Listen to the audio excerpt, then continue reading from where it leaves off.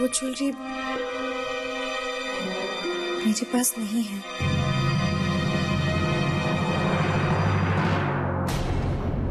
क्या मतलब? तुम्हारे पास नहीं है तो फिर कहाँ है? मेरे पास है।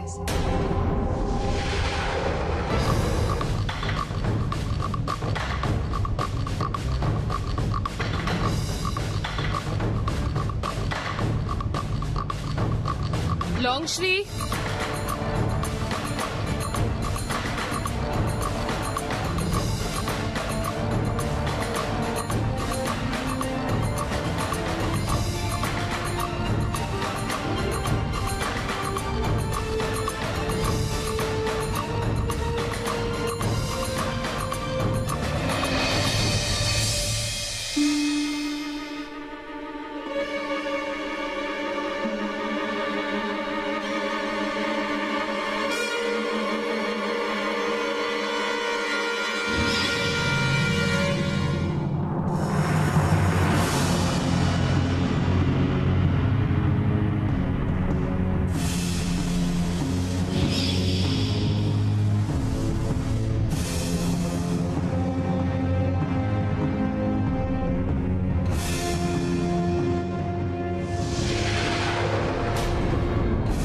ठीक टाइम पर आ गया। ज्योति भी तैयार होगी। पहले गजल नाइट, फिर डिनर करेंगे। उसका मूड भी ठीक होगा। मूड क्या ठीक होगा, आज तो मेरी बेबी खुश होकर मुझे टिप भी देगी।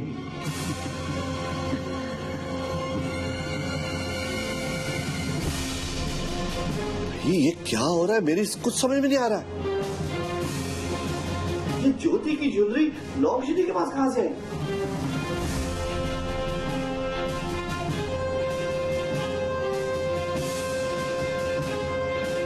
लॉन्गश्री के पास नहीं आई भाई साहब, मैंने कहीं और से मंगवाई है।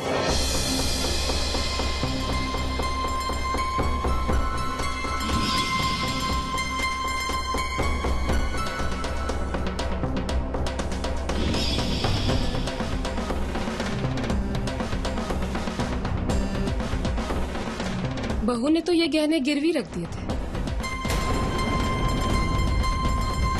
है ना?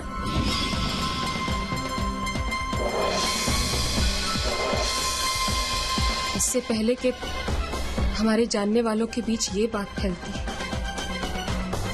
कि वशिष्ठ खानदान की बहू ने चंद रुपयों के लिए अपने गहने गिरवी रख दिए,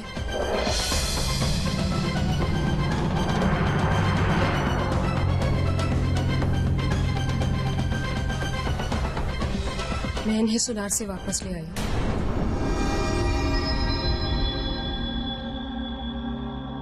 बेटा, क्या ये सच है?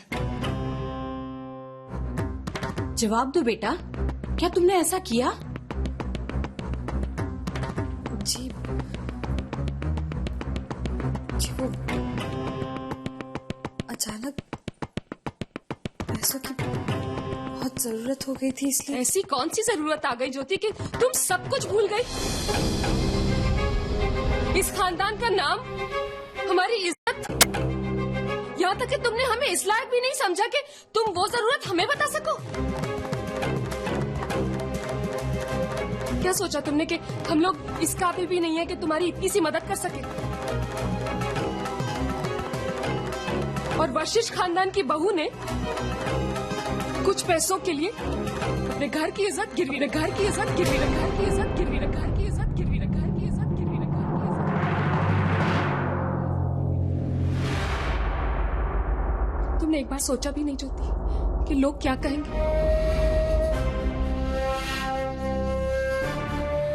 पूरा शहर हंसेगा हमारे ऊपर कि सिर्फ 50,000 रुपए के लिए हमारे खानदान के गहने गिरवी रखे हुए। एक बार भी तुम्हें हमारी खानदान का, हमारी इज्जत का ख्याल नहीं आया मन में?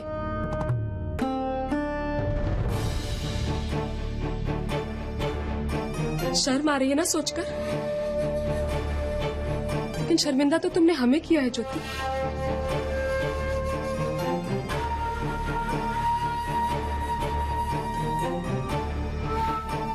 तुम्हें एहसास भी है कि तुम इस शहर के सबसे रिस्पेक्टेबल खानदान की बहू। लोग हमसे बात करने में अपनी शान समझते हैं और तुमने हमारी शान, क्या कहूं मैं तुमसे। तुम्हें कुछ फर्क नहीं पड़ता है ज्योति, लेकिन लोग तो यही सोचेंगे ना कि हम अपनी बहू का ख्याल नहीं रखते हैं, इसलिए चंद पैसों के लिए उसने अपने गहने गिरवी रख दिए। सर हम भी तो सुने, ऐसी कौन सी जरूरत आ पड़ी कि हम सबसे छुपकर तुमने ऐसा कदम उठाया? जवाब दो ज्योति।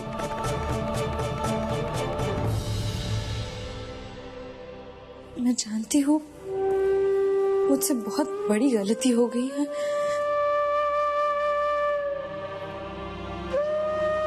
मुझे ऐसा नहीं करना चाहिए था। मैं आप सबसे माफी मांगती हूँ।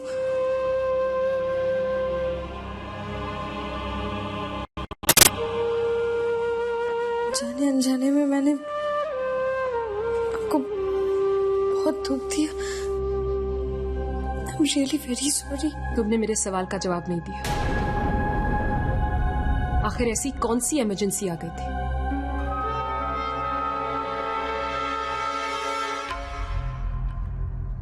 जी वो दरअसल मेरे भाई दीपू को अर्जेंटली पैसे चाहिए थे, इसलिए। लेकिन ये बात तो तुम हमसे भी कर सकती थी।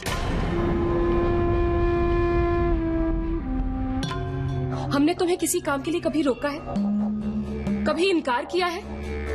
हम मदद नहीं कर सकते थे तुम्हारी?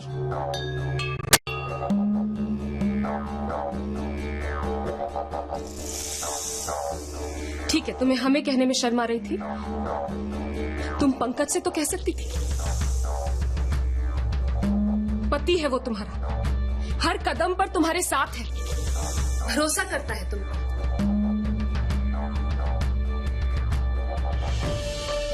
बुरा किया तुमने ज्योति। आज तुमने पंकज के भरोसे को भी शर्मिंदा कर दिया।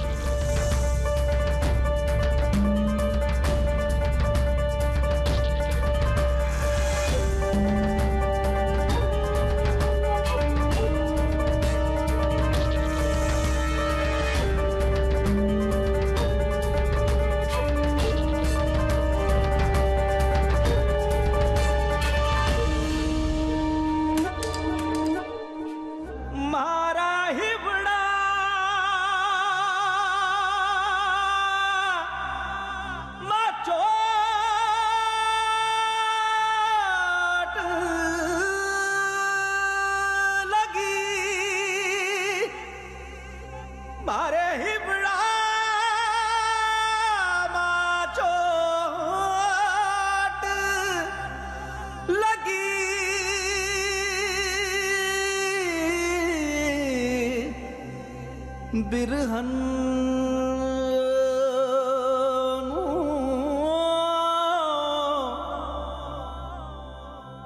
कछु भाए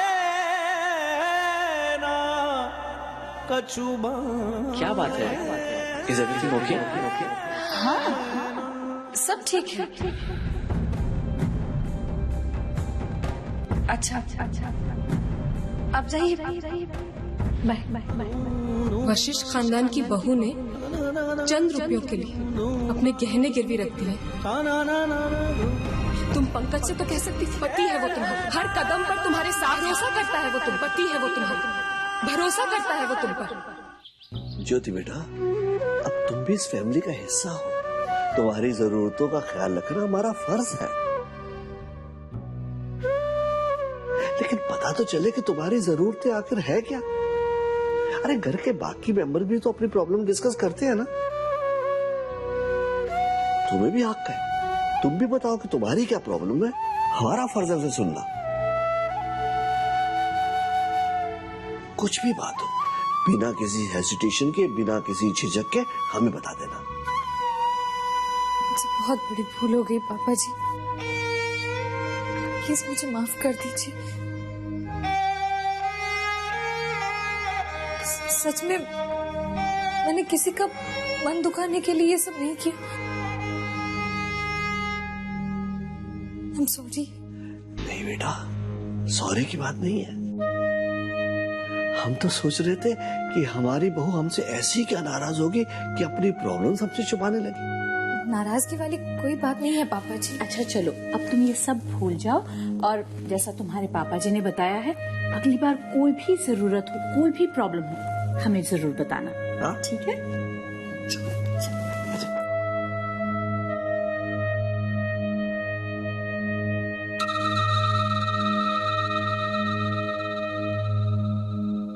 आई होप नेक्स्ट टाइम ऐसा कुछ नहीं करोगी तुम जिससे हमें अपने आप पे शर्म आए, ऐसा सोचने पर मजबूर हो जाए हम कि हमारी घर की बहू हमें अपना समझती नहीं है।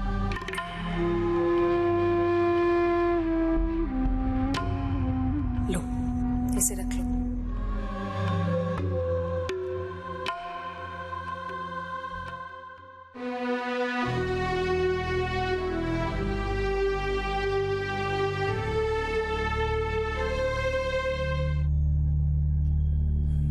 रिची, दूध।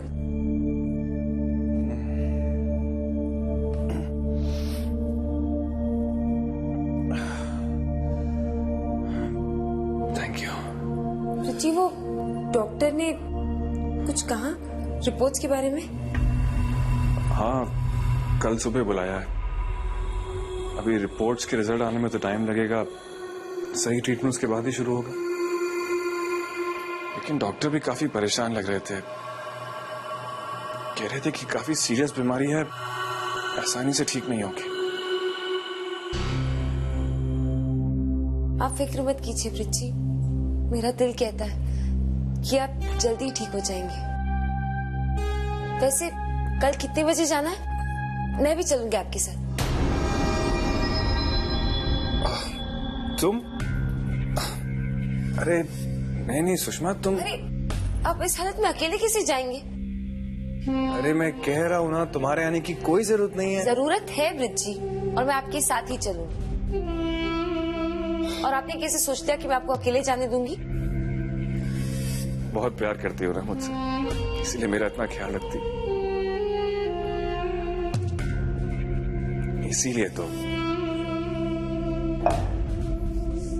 इसीलिए तो मैं तुम्हें अपने साथ नहीं ले जाना चाहता।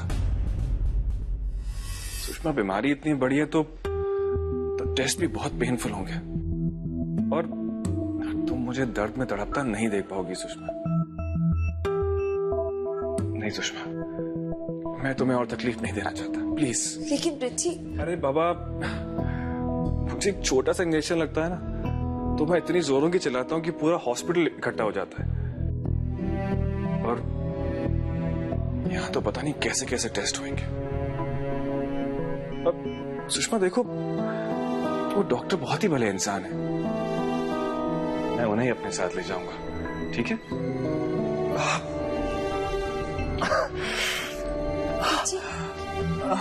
क्या हुआ? अब ठीक तो है? रिची, रिची अब ठीक तो है?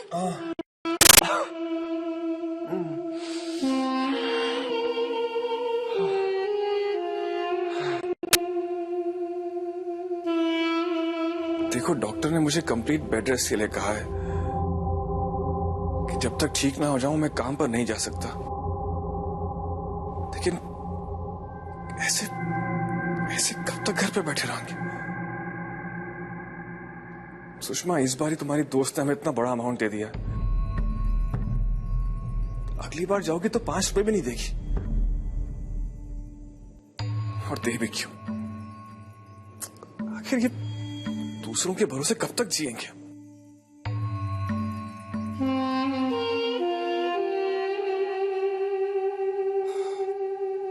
मुझे बहुत टेंशन हो रहा है सुषमा, मैं तो दोनों तरफ से मुसीबत में हूं। अगर काम नहीं किया तो भूखे मरेंगे, और अगर काम पे गया तो तबीयत और खराब हो जाएगी। बड़ी बड़ी बीमारियां भगवान मुझे से फटीचरों को क्यों देता है? रिची, प्लीज आप इतना मत सोचिए, आराम कीजिए।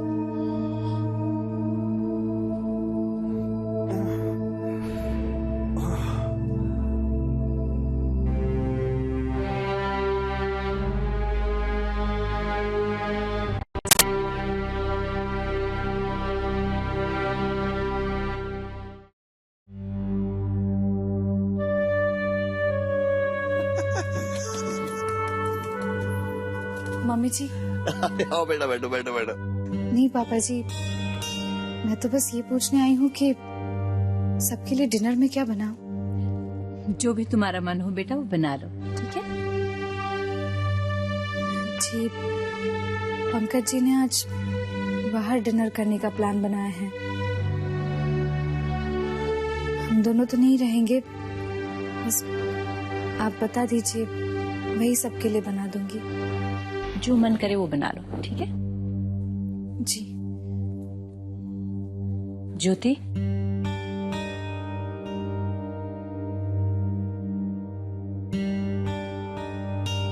मैं समझती हूँ बेटा कि भैरवी ने तुम्हारे साथ जो बर्ताव किया उसका तुम्हें बहुत बुरा लगा है। हम दोनों को भी बहुत दुख हुआ है बेटा, लेकिन कोई भी इंसान किसी वजह के कारण ही ऐसा करता है ना? भैरवी के पास भी कारण है। हाँ, मैं मानती हूँ कि उसे इस तरह से रिएक्ट नहीं करना चाहिए था, लेकिन बेटा वो मजबूर थी, क्या करती?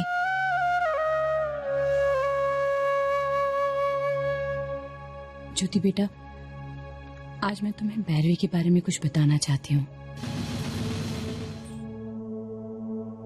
बेटा, भैरवी ने अपने जीवन में बहुत तकलीफें सही हैं।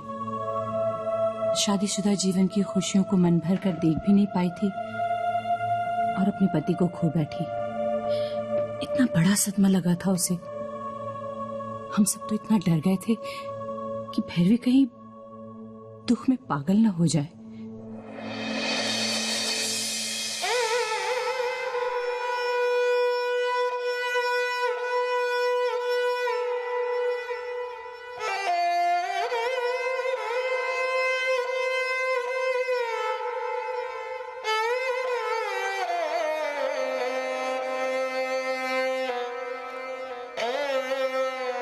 कैलाश के जाने के बाद बिल्कुल पत्थर सी हो गई भैरवी। एक आंसू नहीं निकला उसकी आंखों से। इतना दुख अपने अंदर समेटकर कैसे जी पाएगी भैरवी? उसे रोना होगा, उसे सच्चाई को समझना होगा, और सच्चाई यही है कि कोई किसी के साथ नहीं मरता। जब तक सांस चलती है इंसान को जीना पड़ता है।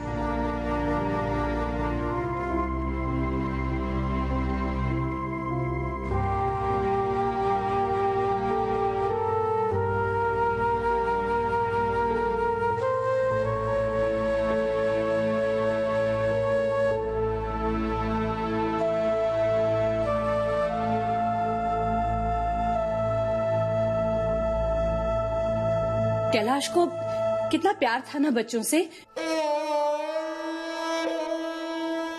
हर वक्त भैरवी से कहते रहते थे, बस अब बहुत हो गया, एक नन्ना मुन्ना ले आओ अब तुम जल्दी से। मेरे कान तरस रहे हैं पापा सुनने के लिए। ढेर सारे सपने देखे थे उसने, लेकिन उन्हीं को तो कुछ और ही मंजूर था।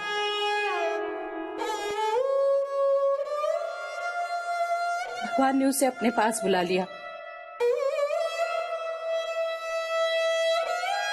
अपने सपने अपने साथ लेकर चला गया वो।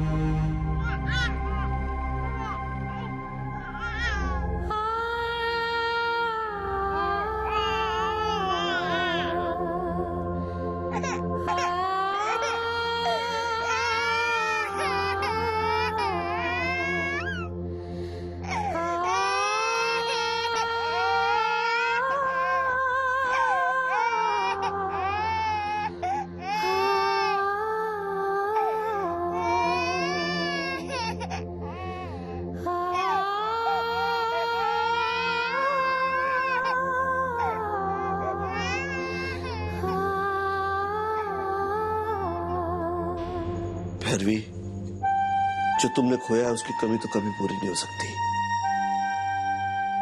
लेकिन इस बच्चे को अगर तुम्हारी गोद में जगह मिल जाए, आज से पंकज तुम्हारा है। मानो जैसे जादू ही हो गया।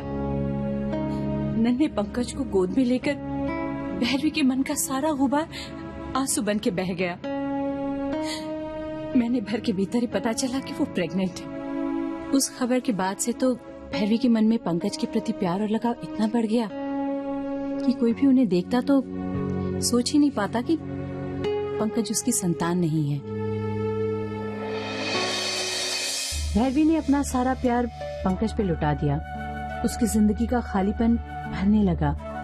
पंकज को अपने सीने से लगाते ही भैरवी के होंठों की मुस्कान, उसकी हंसी, उसकी खुशियां धीरे धीरे वापस लौटने लगी। पंकज ने ही भैरवी को एहसास दिलाया कि माँ होना क्या होता है। समय गुजरता रहा और भैरवी ने एक साथ जुड़वा बच्चों को जन्म दिया। एक साथ उसकी गोद में 3-3 बच्चे आ गए।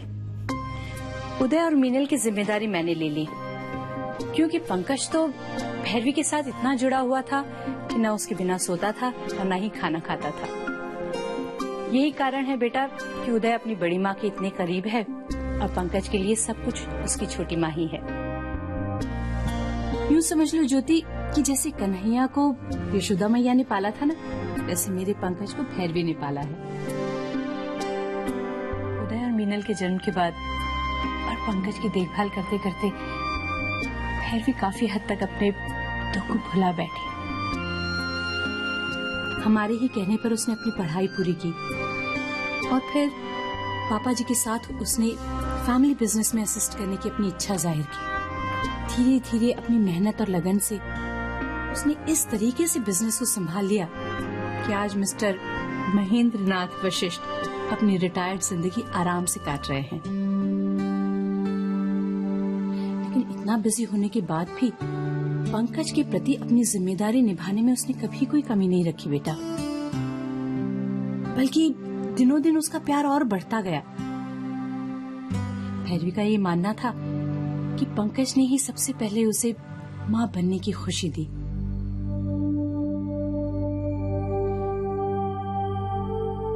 उस एक्सीडेंट में जब पंकज ने अपने आंखों की रोशनी खो दी, उसके बाद तो उन दोनों के बीच का रिश्ता और भी मजबूत और गहरा होता गया।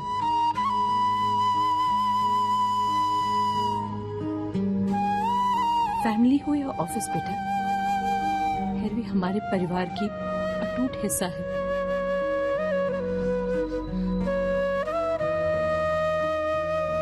और मैं तुमसे भी यही कहूंगी कि भले ही वो तुम्हें 2 कड़वे बोल बोले, कि तुम उसे मन पे मत लगाना बेटा।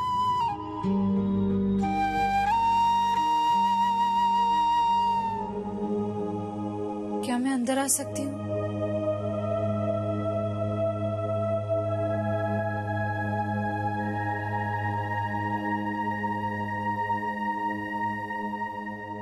छोटी माँ, जाने अनजाने में मैंने आप सभी को बहुत दुख दिया है, खास करके आपको बहुत तकलीफ दी है।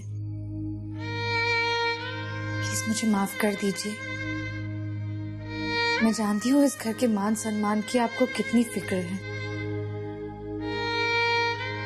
मुझे सच में एहसास ही नहीं रहा कि जो मैं कर रही हूँ वो सही है या गलत। आज तक सिर्फ एक अच्छी बेटी और बहन बनने की कोशिश करती रही मैं। कभी ये समझने की कोशिश नहीं की कि एक बहू का क्या फर्ज होता है, और आदत भी नहीं है ना किसी से मदद मांगने की। यहाँ आने से पहले उस घर के सभी बड़े फैसले मैंने खुद लिए, इसलिए शायद पता नहीं चला कि मैं बहुत बड़ी गलती कर रही हूँ। लेकिन अच्छा किया आपने जो मुझे मेरी भूल बता दी। ये वो गहने छुड़वाने के लिए आपने जो 50,000 दिए थे वो लौटाने आई हूँ। प्लीज इन्हें रख लीजिए। संदीप को पैसों की बहुत जरूरत थी, इसलिए मैंने ये सब किया। ज्योति, ये पैसे तुम रखो, जिससे फ्यूचर में कभी जरूरत पड़े तो तुम्हें दोबारा ऐसी गलती ना करनी पड़े। अब ऐसा नहीं होगा, लेकिन प्लीज आप ये पैसे रख लीजिए, नहीं तो मैं समझूंगी कि आपने मुझे माफ नहीं किया।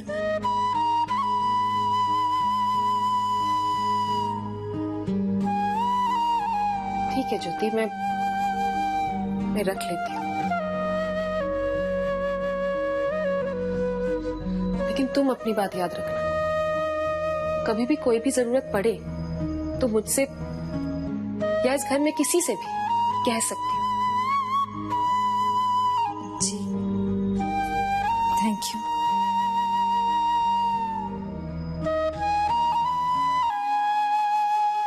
अपने भाई की हेल्प करने के लिए इतना बड़ा कदम उठा लिया ज्योति ने। ये तक नहीं सोचा कि ससुराल में सबको बुरा भी लग सकता है। अरे ऐसा भी क्या लगा हुआ है मायके वालों के साथ, मेरी तो समझ में ही नहीं आता है।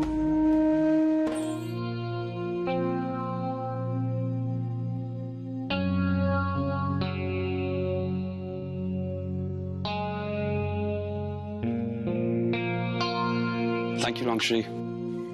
क्या हुआ उदय दादा, आज तो ऑफिस से आने में बहुत देर कर दिया। चाय खावे बनाबो? हाँ प्लीज, बहुत थक गया हूँ मैं।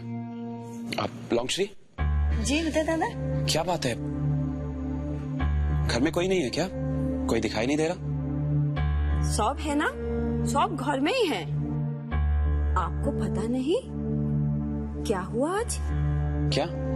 वो नूतन बहू थी, आपका भाभी, बिना किसी को कुछ बताए अपना सारा गहना गिरवी रख के आ गया। और छोटी माँ ने... बस लॉन्गश्री, मुझे और कुछ नहीं सुनना। हम तो आप... लॉन्गश्री, आपको इतने साल हो गए हैं इस घर में काम करते हुए, सब लोग आपको एक फैमिली मेंबर की तरह ट्रीट करते हैं। कोई अपने घर के बारे में इस तरह बात करता है क्या? आपने पूछा दादा, इसलिए हम आपको बताया, वरना हम कुछ बोलता है क्या? हम तो आपसे चाय पूछने के लिए... बस लॉन्गश्री, चाय खावे दादा? नहीं पीना है मुझे।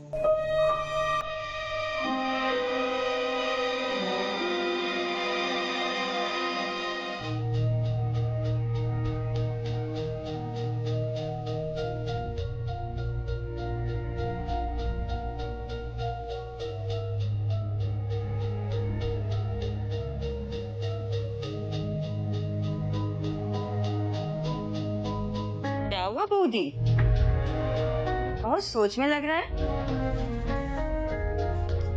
जी कुछ नहीं, वो पंकज जी आज जल्दी आने वाले थे, अब तक आए नहीं, फोन भी नहीं किया। अरे आए थे ना, फिर वापस चले गए। आप नहीं जानता? आए थे? मुझे तो... कब आए थे? आप लोग जब सब ऊपर आपका रूम में था ना, तब आए थे, फिर बाहर चले गए।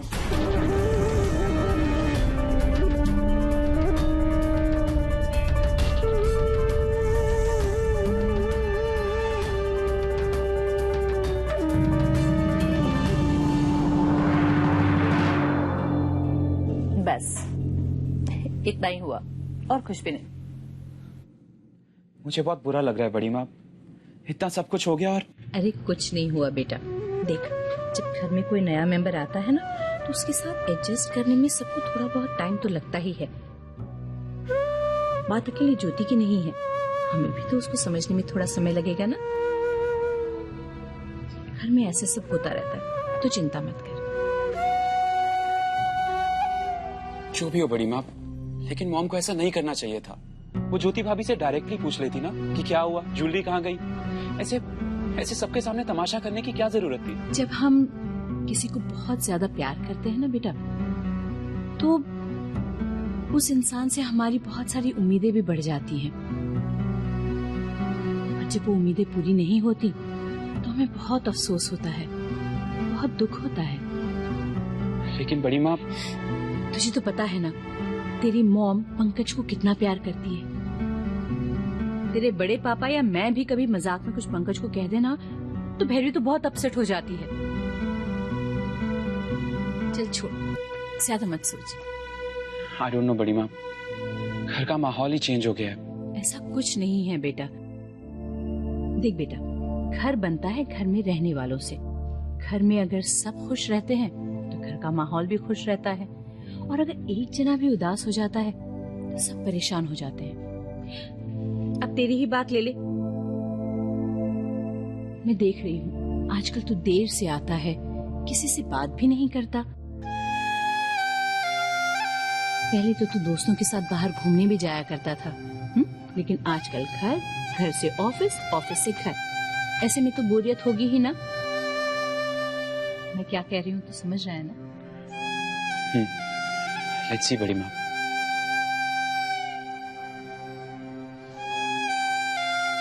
गुड नाइट बड़ी माँ। गुड नाइट बेटा।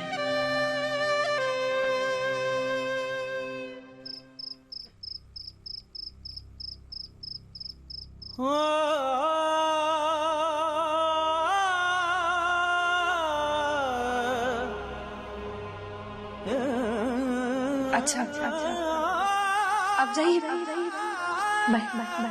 आप तो बिल्कुल नहीं जा सकते। तुम कभी मुझे ऐसे बाय कहती नहीं हो।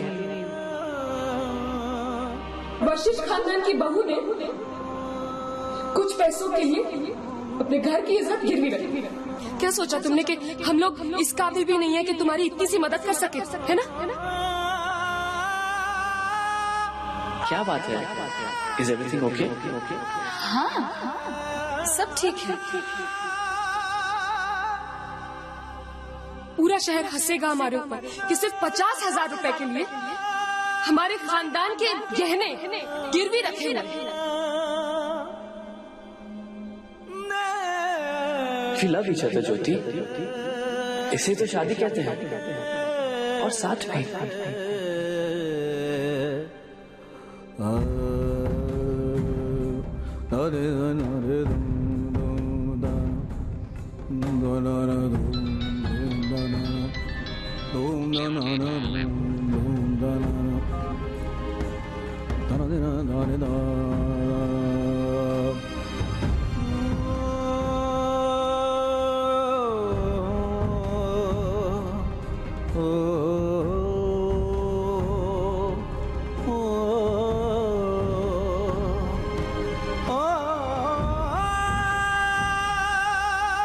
ठीक है, तुम्हें हमें कहने में शर्म आ रही थी। तुम पंकज से तो कह सकती थी, पति है वो तुम्हारा, हर कदम पर तुम्हारे साथ है, भरोसा करता है वो तुम पर। आज तुमने पंकज के भरोसे को भी शर्मिंदा कर दिया।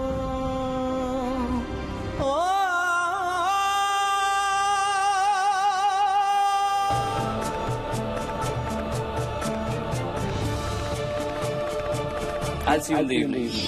तुम भी जल्दी आ जाना, कहीं बाहर जाए। पंकज जी आज जल्दी आने वाले थे, अब तक आए नहीं। अरे आए थे वो, फिर वापस चले गए।